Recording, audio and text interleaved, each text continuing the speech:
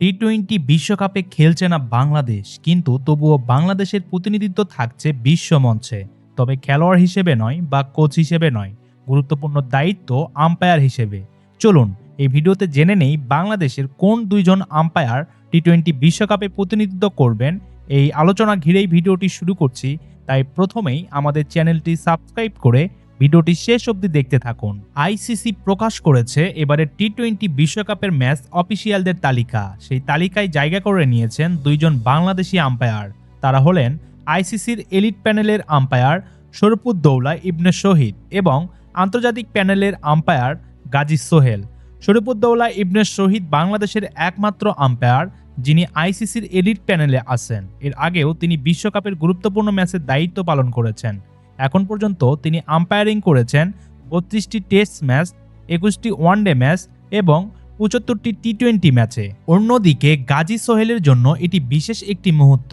মেয়েদের বিশ্বকাপে তিনি দায়িত্ব পালন করলেও এবারেই প্রথম পুরুষদের টি-টোয়েন্টি বিশ্বকাপে আম্পায়ারিং করবেন। তিনি এখন পর্যন্ত পরিচালনা করেছেন 4টি টেস্ট ম্যাচ, 21টি ওয়ানডে ম্যাচ এবং 59টি টি-টোয়েন্টি ম্যাচে। বাংলাদেশ দল নিরাপত্তার শঙ্কার কারণে এবারের বিশ্বকাপে অংশ নেয়নি। তবে এর মধ্যেও বিশ্বকাপে যাচ্ছেন শরীফুদ্দৌলা, এমনকি এ মাসেই তিনি ভারত নিউজিল্যান্ড ম্যাচে আম্পায়ারিং করেছেন। এবারের টি-টোয়েন্টি বিশ্বকাপে থাকছেন 6 জন ম্যাচ রেফারি এবং 24 জন আম্পায়ার। বিশ্বকাপ শুরু হবে 7ই ফেব্রুয়ারি নেদারল্যান্ডস ও পাকিস্তানের ম্যাচ দিয়ে, আর 15ই ফেব্রুয়ারি অনুষ্ঠিত হবে বহুল আলোচিত ভারত পাকিস্তান ম্যাচ।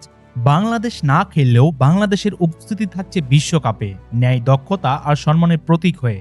যদিও আম্পায়ারদের ক্ষেত্রে নিরাপত্তার ঝুঁকি নিয়ে কোনো প্রশ্ন ওঠেনি, তবে আপনার মতে টি-টোয়েন্টি বিশ্বকাপে বাংলাদেশের এই দুইজন আম্পায়ারের উপস্থিতি কতটা সম্মানজনক?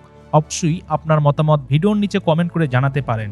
সবশেষে আবারও বলছি, আপনি যদি আমাদের চ্যানেলে নতুন হয়ে থাকেন তাহলে আমাদের চ্যানেলটি সাবস্ক্রাইব করে আমাদের সঙ্গেই থাকবেন।